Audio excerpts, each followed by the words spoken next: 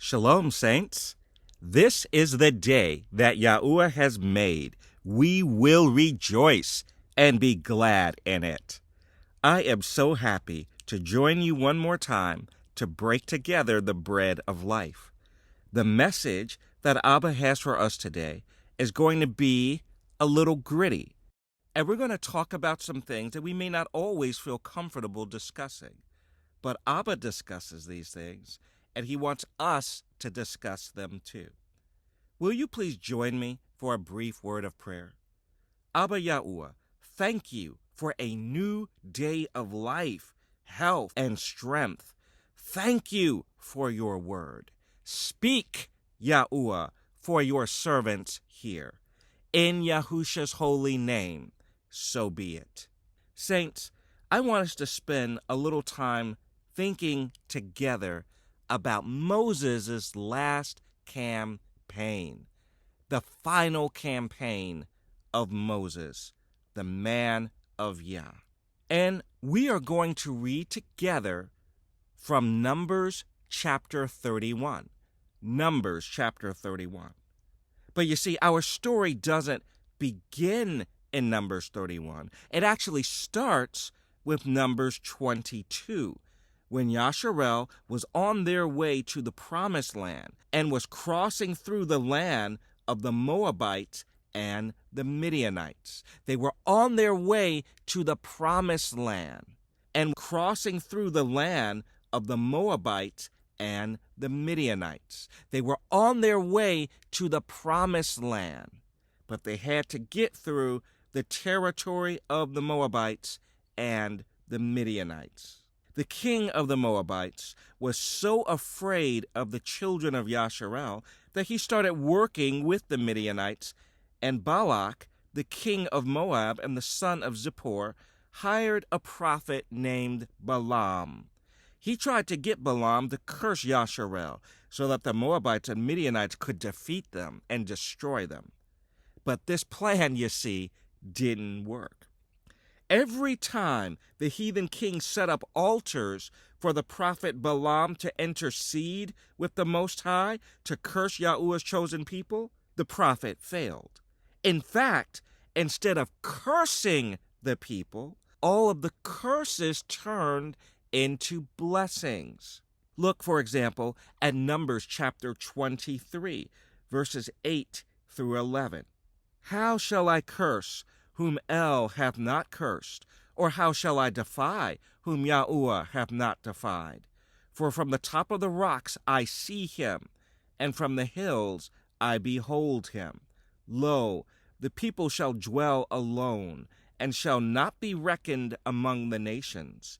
Who can count the dust of Yaakov, and the number of the fourth part of Yasharel?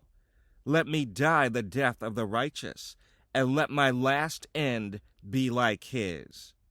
And Balak said unto Balaam, What hast thou done unto me? I took thee to curse mine enemies, and behold, thou hast blessed them altogether. Father, thank you for your word. Now, saints, let's look at this next blessing on Yasharel that Balak elicited from Balaam the prophet. Numbers chapter 23, verse 18.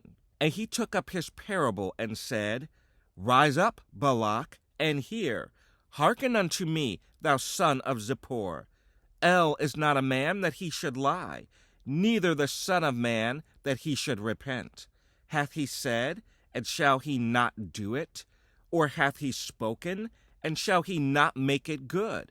Behold, I have received commandment to bless, and he hath blessed, and I cannot reverse it. He hath not beheld iniquity in Yaakov, neither hath he seen perverseness in Yasharel. Yahuwah his Elohim is with him, and the shout of a king is among them. El brought them out of Mitzrayim. He hath as it were the strength of a unicorn. Surely there is no enchantment against Yaakov, neither is there any divination against Yasharel. According to this time it shall be said of Yaakov and of Yasharel, What hath El wrought? Behold, the people shall rise up as a great lion, and lift up himself as a young lion. He shall not lie down until he eat of the prey, and drink the blood of the slain. You see, saints, every single time Yahuwah's enemies try to curse his children, Yahuwah rose up and blessed them all the more. All of the curses of the enemy turned into blessings. So Moab and Midian could not get the Most High to curse his chosen people. It was impossible. It could not be done. So what did the false prophet do? Because you see, the king of Moab had offered a fortune to Balaam, and he wanted that paper. What was he going to do? By the way, there's something you should know about this false prophet Balaam. He wasn't an Israelite. He did not study Torah and was not a follower of Moses. If anything, he was an enemy of Moses. But you know what Balaam had? He had access to Yahuwah. Balaam had been made by the Most High to hear his words. He was actually a prophet handmade by the Most High himself. Do you know that some of those who speak in heathen religions today actually have access to the Most High? Balaam did, and he was not a bloodline Israelite, nor a son of the covenant by conversion. Before you go and write off all the people who just appear to be diviners, soothsayers, and you say that everything these folks are saying is false, you better check it. Everything that these false prophets say is not false. Some of what they say will be true. Sometimes these people actually hear from the Most High, just as we who serve Yahuwah hear from the Most High. But understand something, saints. If someone has spiritual gifts or abilities or appears to be a quote-unquote chosen one, but that person refuses to bow to the Father's laws, statutes, and commandments, that person is a false prophet and not a true servant of Yahuwah.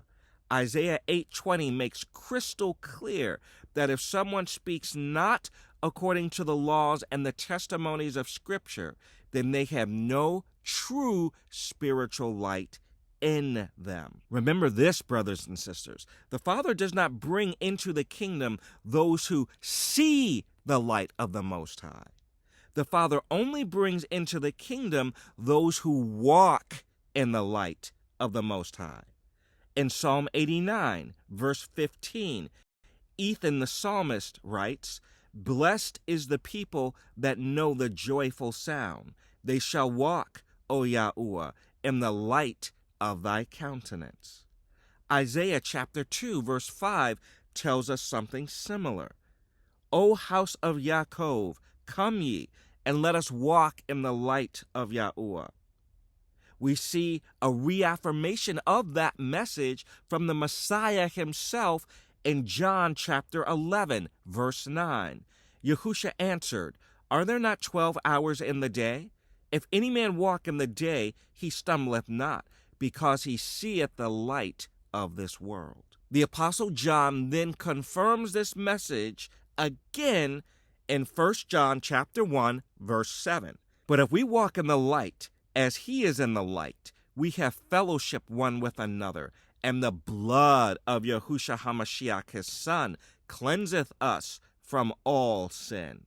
So, saints, only the children of light walk in the light, meaning they govern themselves and they act in accordance with the righteousness of Yahuwah in his light. They don't just see the light. They don't just hear his words. They obey him. They take the next step to be pleasing to him, to be found well pleasing in his sight. It's not enough to hear the Most High. Balaam heard the Most High. Many of the so-called prophets, New Age gurus, whom we see all over social media, all over the televisions and in the movies today, many of these people see the light, but they don't walk in the light. A telltale sign that someone is not truly a servant of Yahuwah is when they draw a distinction between goodness and evil. Good and evil. You see, that's Satan's counterfeit. Good versus evil. That's not what the Bible actually talks about. That's not the primary distinction that the Father draws in Scripture. He distinguishes between righteousness and evil, holiness and evil, being set apart to the Father and being set apart to Satan. The workers of darkness don't talk about righteousness or holiness, the glory of the Creator. Instead, they talk about good, about goodness, and they draw goodness as a primary contrast to evil. There are many teachers running around in the world, especially in New Age type communities and spiritualist type communities, who sound very similar to the saints and teachers of righteousness. Some of them may even sometimes quote the Bible. They know that Yah's word is a source of power, but they don't serve the Father and the Son. They serve themselves and their gods, and they merely want access to the Father's word to twist it for their own profit. So Balaam, saints, was similar to many of these people we see running around today. Do you know what is one of the biggest messages of modern day Balaams? It's this: the chosen were put here on earth in order to raise the vibrational frequency of the planet, to elevate the world from darkness and evil to goodness. This message sounds true, and it may even feel positive, but it's not the truth. The chosen were not put on this planet to raise the earth's vibrational frequency. The chosen were put here to obey the Most High and to carry out His will, to be the temple for His presence, so that He can manifest through us to do all His good pleasure. That means we die to ourselves, to our wants, to our earthly, fleshly desires, and instead become alive to doing His will. That means we delight in Yahuwah so that He can fill our hearts with His desires, and we will want the same thing that He wants. This is what David taught in Psalm 37, verse 4. Delight thyself also in Yahuwah, and He shall give thee the desires of thine heart. Do you see the difference between that message from the Father? Nevertheless I live, yet not I, but Mashiach liveth in me, and the life I now live in the flesh, I live by faith in the Son of Yahuwah, who loved me and gave Himself to me. And what Yahusha said, nevertheless not my will, but thine be done, that's righteousness and holiness versus evil. It's not good in some abstract sense, whatever is in the eye of the beholder as good. No, it's good as what's in the eye of Yahuwah, the Creator, the Most High Elohim of heaven and earth. Balaam, beloved, did not teach as the true prophets, despite receiving some of the light of the true prophets. He had eyes for this world, and he wanted to get rich, and he could not curse the Israelites. But he came up with a plan, with a scheme. He was very clever, with the kind of sneaky clever that only Satan and his servants have. He counseled the king of Moab and the Midianite kings that they could not curse Yasharel because Yahuwah had blessed Yasharel. No one could curse Yasharel, but could they get Israel to curse themselves? And if so, how would they do it? By having the Israelites break their covenant with the Most High. That was the source of their blessing, and Balaam knew it. Balaam aimed at Israel's source of strength. He couldn't overpower them and knock them to the ground, but he could get the Israelites to overpower themselves and knock themselves out. You see, no one could beat Iron Mike Tyson in his day. No one could knock Iron Mike out. But what Balaam did was he got Iron Mike to start fighting himself and knocking himself out. And how exactly did this clever prophet do it? Turn back to the book of Numbers, chapter 23, and look at verse 9. For from the top of the rocks I see him, and from the hills I behold him. Lo, the people shall dwell alone, and shall not be reckoned among the nations. What is Yahuwah saying about his chosen people in this verse? First, you can see the holy people from the tops of the rocks and from the hills. They were a light set on a hill, as Yahusha said later. They were a holy people, and others could see them even if they tried to hide, even if they didn't want to be seen. Others could see them. They were, after all, the chosen people of Yahuwah. They couldn't blend in. And then secondly, the people dwelled alone. They lived alone. They were not to mingle with the nations because Yahuwah had adopted them for himself. He kept them segregated from the nations. This is why Israel has been segregated in America since the beginning. This is why they passed laws to keep us away from them, because Yahuwah prophesied that we would dwell alone.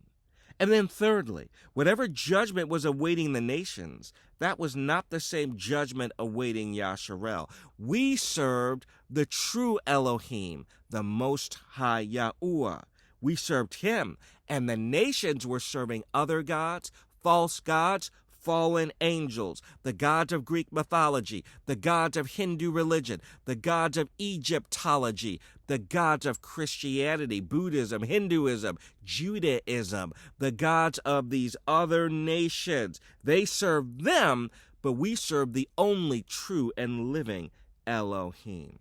And we were not to be reckoned with or counted among the nations and these other families of the earth who were serving these other ratchet deities. And all of this put together meant that we were to be holy as Yahuwah was holy.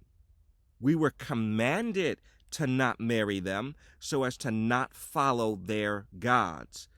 These other nations worship those gods, and if we join them, we would join in on that worship. That's why we were not to marry them. Mixed marriages, as we see them today, were forbidden by the Most High himself in Torah. Look with me at Deuteronomy chapter 7, verses 3 through 4. Neither shalt thou make marriages with them.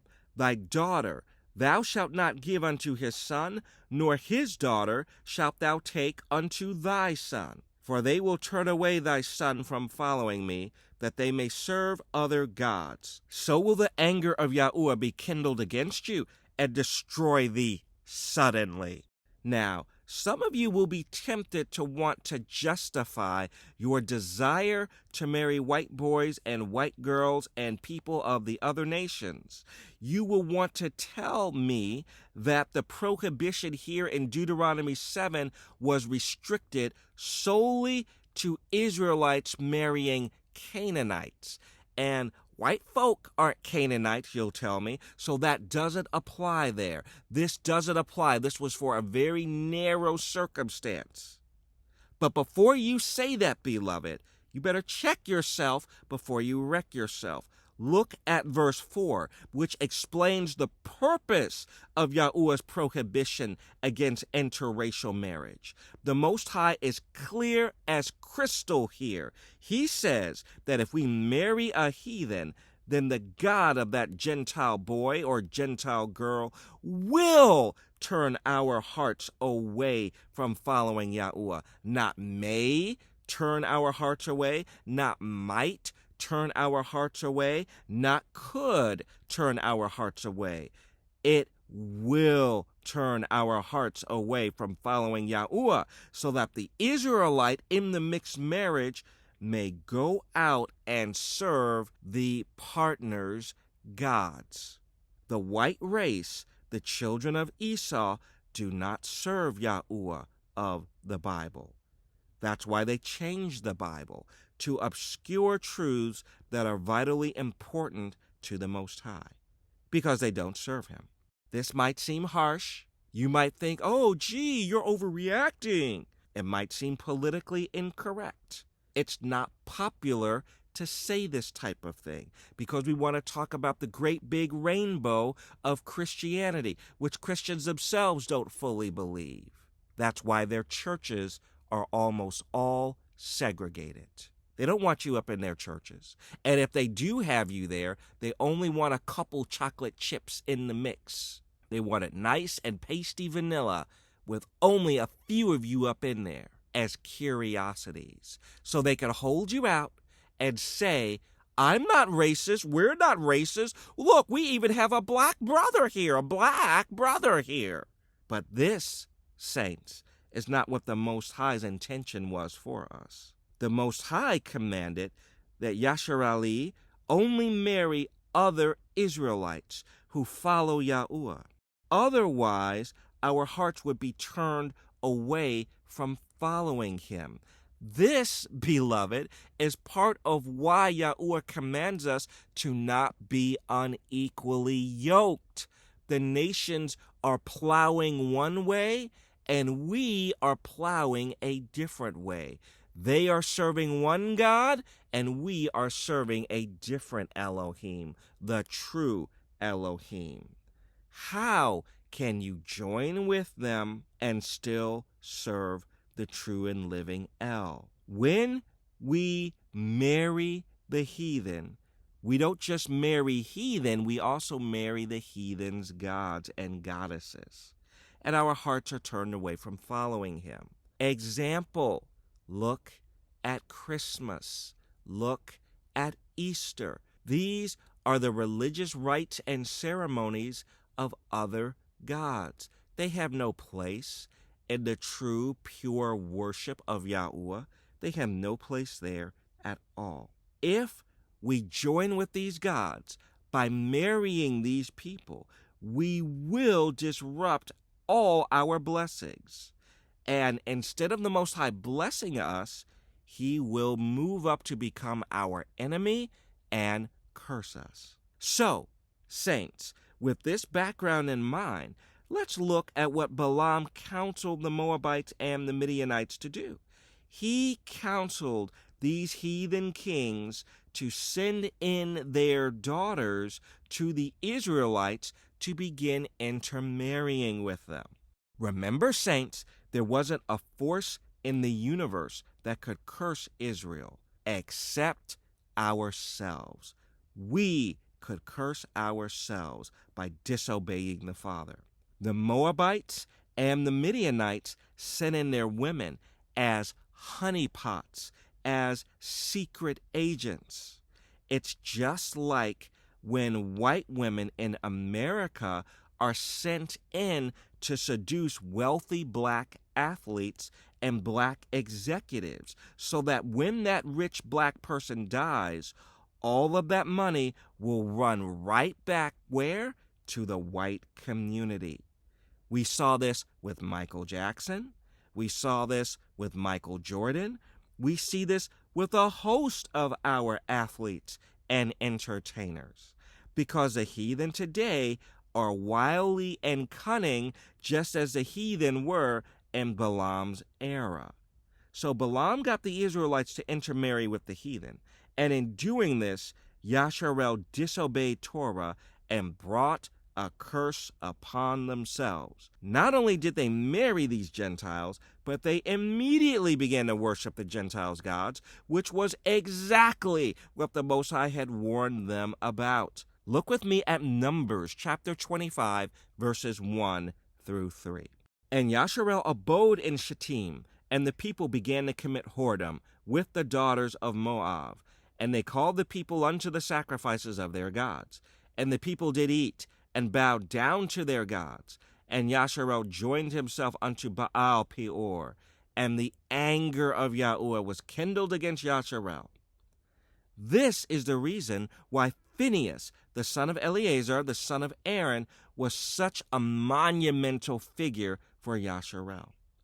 Because when he saw the Israelite ruling elite beginning to take Midianite wives to themselves, he picked up his javelin, raced into one of their tents, and impaled them, killing that leading Israelite offender and his new Midianite wife in order to put the sin away from the nation. Abba Yahuwah was so pleased with Phinehas, with this act of zeal for the purity of Israel, that he blessed him with a forever covenant. Did you know that when you follow hard after Yahuwah, that you too can get a special covenant just for you and your family and descendants? Just ask David. Look at 2 Samuel chapter 7 and you'll see it. But let's continue on here in our story with Numbers chapter 25, verses 10 through 15. These verses explain the special covenant that Phinehas secured to himself for being zealous for the glory of Yahuwah and the purity of Zion. Numbers 25, verse 10. And Yahuwah spake unto Moses, saying, Phinehas, the son of Eleazar, the son of Aaron, the priest, hath turned my wrath away from the children of Yasharel, while he was zealous for my sake among them, that I consumed not the children of Israel in my jealousy.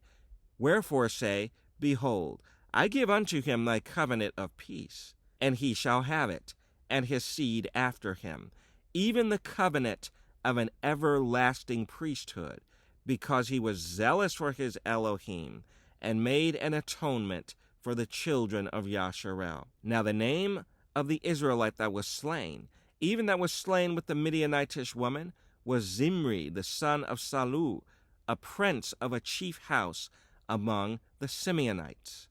And the name of the Midianitish woman that was slain was Cosbi, the daughter of Zur. He was head over a people and of a chief house in Midian. Phinehas went in as fast as he could to rescue Israel from the curse that these people who entered into mixed marriages and worshiped these other gods was bringing down upon the nation. He went as fast as he could. However, before he did that, the Father unleashed a plague against the people. And 24,000 Israelites died in the plague for the offenses of those who intermarried with Gentiles and began to serve the Gentiles' gods. Now, with all of this said as background, we come to our text today. And I don't want us to go too much longer, but there are a few points that we have to see in the final chapters of Moses' life. There are 5 points in particular that I want us to quickly run through in Numbers chapter 31. You see, Yahuwah had neither forgotten nor forgiven the Midianites and the Moabites for their crimes against him and his chosen people, in seducing them to worship other gods and entering into mixed-race marriages. If the Father's anger rested against Israel back then, in Moses' day, how much more do you think it rests against us today? What do you think Ezra and Nehemiah were doing in purifying the people when they returned to Jerusalem from the captivity in Persia and Babylon? The Father is enraged at these mixed marriages and at the resulting idol worship. He's enraged against the Gentiles for their worship of other gods and luring us into their idolatry. These crimes are so severe that they have filled the cup, and the Father has begun to rain down plagues and judgments against the nations for not just persecuting Israel in their lands, but also for seducing us into intermarriage with them and for trying to get us to worship their heathen gods, their fallen angel patrons. So now let's look quickly at these 5 points we find when we see the Most High ordering judgment against the Midianites. First, after Moses' sin in striking the rock instead of speaking to it, this is Moses' final campaign, his last war before he died. Because Moses had disobeyed the Most High's word, he was forbidden from entering the Promised Land. So what do we see here in this final campaign? Look with me in Numbers 31, verse 2. Avenge the children of Yasharel of the Midianites. Afterward shalt thou be gathered unto thy people. Avenge Yasharel, Yahuwah orders. From what? From the sins of the Midianites, the evil conspiracy of the Midianites. That was the order. Why was this order significant? Why was it so significant to Moses? If you remember Exodus chapter 2, saints, Moses had fled Egypt because his adopted family member Pharaoh had wanted to kill Moses after he killed the Egyptian. And where did he go? He entered into the land of the Midianites. And what did he do? He married a Midianite woman named Zipporah, with whom he had 2 children. The Midianites were an adopted people for Moses. He had literal ties of blood and marriage connecting him with these people. The order to destroy all of the Midianites was probably something that weighed heavily on Moses' heart because of this. His father-in-law had likely been deceased for a while, but these other people were like cousins. They were like family, even though they had done wrong to the children of Israel. So, what was the Father doing here? He was showing Moses mercy. He was giving Moses an opportunity to redeem himself from his earlier sin when he kept interceding with the Father to run against the Father's expressed will. The Father had said, because of the children of Israel's disobedience, that he wanted to wipe them out and start over with Moses. Moses never agreed with the Father to this, but he argued with him and fussed and fought with him in prayer, and the Most High listened to him. But he was resisting Yahuwah's will and angering him until finally the sin culminated in Moses disobeying the Father's express word to speak to the rock to bring forth water and instead striking it twice. It was the culmination of Moses' earlier disobedience and his refusal to acquiesce to the Most High's will. Whatever the Father wants, that's what we have to be seeking. That's what we have to be willing to do. But Moses was loving the people almost as much as he was loving the Most High, to the point where he was willing to get in the Most High's face to fight the Father's will. And so here, with the command to wipe out the Midianites, the Most High was giving Moses the final opportunity in his life to redeem himself. It was a final test to see if Moses would be more loyal to the Father than he was to his kinspeople by marriage, the Midianites. In the twilight of his life, in this final act of mercy that the Father extended to Moses, Moses got it right. He passed the test. He obeyed Yahuwah unquestioningly. Do you know that if you follow the Most High with your whole heart, you too may have a test like this, where you have to depart and hand over your family, adopted or by flesh and blood? You may have to hand over the family because of their crimes against the Most High. Almost every elect, every chosen child of the Father is born to families that fight against the Almighty, that resist His will, and who casually embrace the idolatry of the heathen among whom they live. This may have been Moses' hardest test. And he passed. He immediately mobilized Yasharel to go to war against Midian. The Midianites were responsible for bringing forbidden mixed marriages and forbidden idolatry into Yasharel's camp. Saints, You need to prepare your heart like Moses. You need to make yourself ready to obey him, even when that obedience requires you to go to war against your own kinfolk who have tempted you and your house into sin and disobedience. There's a second thing that we note here in Numbers chapter 31. Moses ordered 1,000 soldiers from each tribe, 12,000 total. You notice this was in decency and in order. Moses didn't have to mobilize the entire camp. He mobilized 12,000 dedicated men, 1,000 from each tribe. You know what that means? That means that even the Levites, the priest tribe, were included in the number. You see, the priests of the Most High must be prepared to go to war as well as the lay people when the Father commands you to move against his enemies. In fact, we can go one step further, saints. You can't be a priest to the Father if you don't go to war against those who hate your Father and who hate you. There are no conscientious objectors in the army that the Father commands.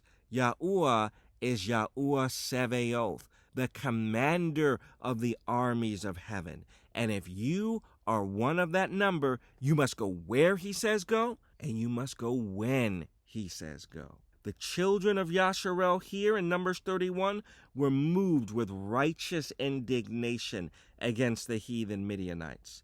It didn't matter if they were the relatives of their leader Moses. They had sinned against the people, and the men of war went out in formation to deal with the Midianites for their wickedness. Now, let's look at Numbers 31, verses 6 through 7. And Moses sent them to the war, 1,000 of every tribe, them and Phinehas, the son of Eleazar the priest, to the war, with the holy instruments and the trumpets to blow in his hand. And they warred against the Midianites, as YAHUAH commanded Moses, and they slew all the males. Phinehas, the son of the high priest, grandson of Aaron, was one of the leaders because of his earlier zeal.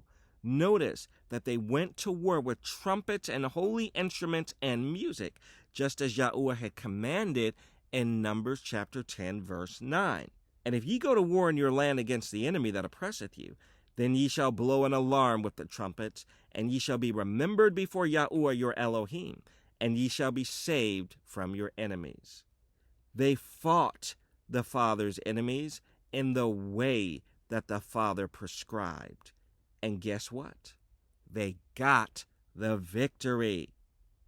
But look, saints, at a third point here in Moses' war with Midian.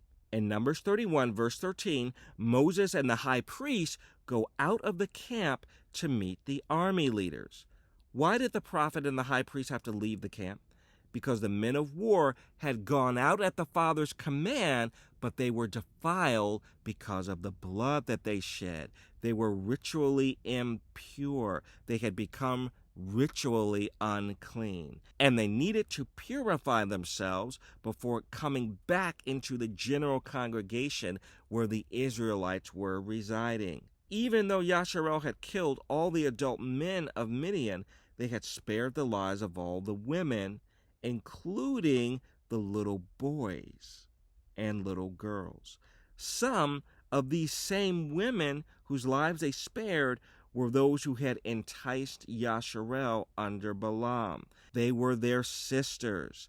They had consented to the plan, and it may have been in their hearts to try to repeat what their sisters had done earlier, to tempt the Israelites. So Moses had to deal with the women. He only preserved the girl children who were too young to have married or had relations with a man. Why?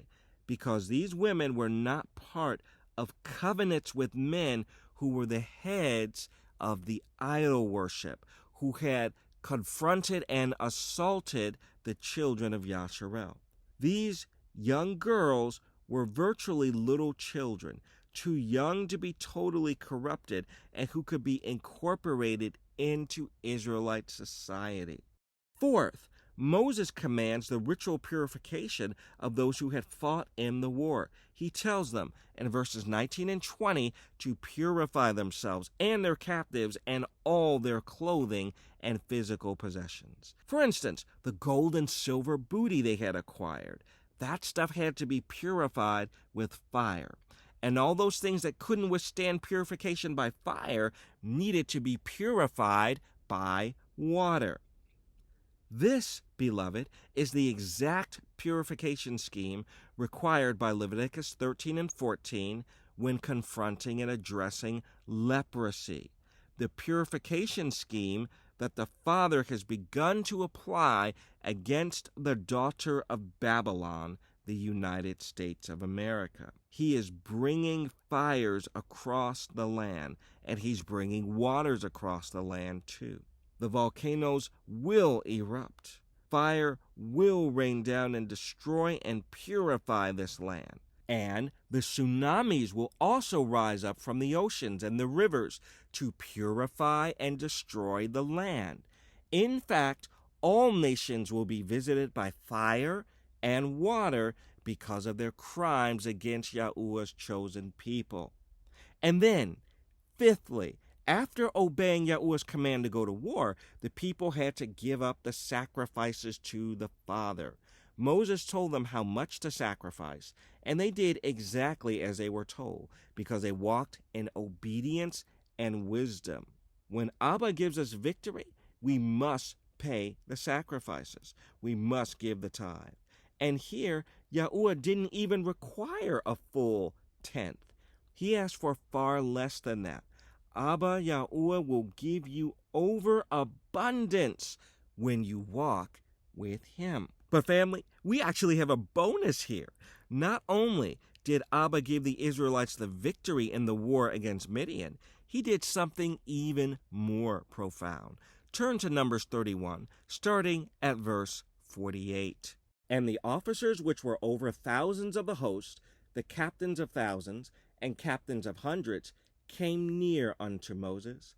And they said unto Moses, Thy servants have taken the sum of the men of war which are under our charge, and there lacketh not one man of us. We have therefore brought an oblation for Yahuwah, what every man hath gotten, of jewels of gold, chains and bracelets, rings, earrings, and tablets, to make an atonement for our souls before Yahuwah. And Moses and Eleazar the priest took the gold of them, even all wrought jewels, and all the gold of the offering that they offered up to Yahuwah, of the captains of thousands and of the captains of hundreds, was 16,750 shekels. For the men of war had taken spoil, every man for himself. And Moses and Eleazar the priest took the gold of the captains of thousands and of hundreds, and brought it into the tabernacle of the congregation for a memorial for the children of Yasharel before Yahuwah. When the officers saw that Abba had not only granted them victory, but spared every single life amongst the 12,000 soldiers, they offered up an additional offering to the Father. It came to 16,750 shekels of gold. In today's dollars, it would come to something like $11.7 million of gold. And that's before the huge run-up in gold prices that we've started to see today. The Israelite soldiers and their leaders offered up a fortune to the Father. This was not something Abba had even asked them to do. They had already paid their tithes and offerings, but their gratitude triggered the generosity. Abba had spared their lives, and they were grateful, so they gave him even more. When Abba has truly led you, and you belong to him and are grateful, you will be generous in returning to the Father those things he has given to you. You won't be stingy. You will follow him hard with your whole heart, and you will give more because you want to. If you follow the Father, saints, you will give him your time, talents, and treasure. No one will make you give these things to him. You'll simply operate out of a spirit of gratitude. And what exactly did Moses and the high priest do with this gold? Did they quietly take it to their tent and bury it, congratulating themselves on being able to get rich? Did they take it and try to buy themselves fancy things with this stuff? No, they were not greedy. They saw it as the Most High's gold and not their own. They brought all that gold, every shekel, every ounce of it, to the tabernacle. They presented it to the Most High as a memorial. This was a holy offering and something that caused the children of later generations to remember the holiness, the set-apartness, and the gratitude of their fathers and grandfathers and fathers. Saints, our forefathers loved the Most High. They served Him. Yes, every one of them made mistakes. But like Moses, the chosen among our ancestors picked themselves up and they kept serving Yah. Beloved, today is a day when you can rededicate yourself to Yahuwah. You could bring the gold of your temple into the Father's tabernacle. You can bring your own offerings into the Father's tabernacle. Your offerings of what? Your offerings of money, your offerings of your time, your offerings of your attention, your offerings of your children and family. He gave these things to you in order for you to give back to Him.